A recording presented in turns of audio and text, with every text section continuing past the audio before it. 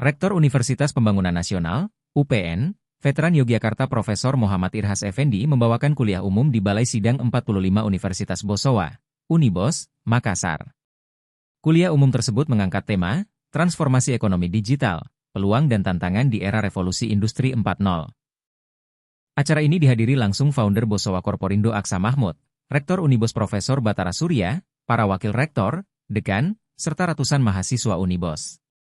Profesor Muhammad Irhas Effendi menjelaskan bahwa ekonomi digital merupakan aktivitas ekonomi yang sangat bergantung dan mengalami peningkatan signifikan melalui pemanfaatan berbagai unsur digital. Unsur-unsur tersebut mencakup teknologi digital, infrastruktur digital, layanan digital, serta data digital, jelasnya.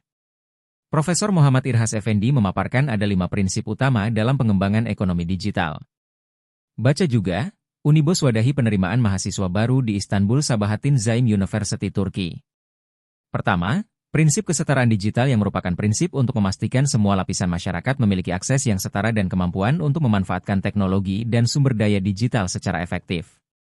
Kedua, prinsip legal playing field, berfokus pada menciptakan ekosistem persaingan sehat yang memberikan kesempatan yang setara bagi semua pelaku ekonomi di pasar digital. Ketiga, prinsip keunggulan bersaing, merupakan prinsip menggarisbawahi pentingnya mengembangkan dan mempertahankan keunggulan bersaing sebagai aspek kompetitif untuk mendorong kapasitas dalam ekonomi digital. Keempat, prinsip keyakinan dan kepercayaan daring, yang merupakan unsur kunci dalam ekonomi digital. Kelima, prinsip kolaborasi dan dampak kolektif, menekankan pentingnya meningkatkan inklusi untuk mencapai transformasi digital komprehensif serta membangun tata kelola dan regulasi yang kuat.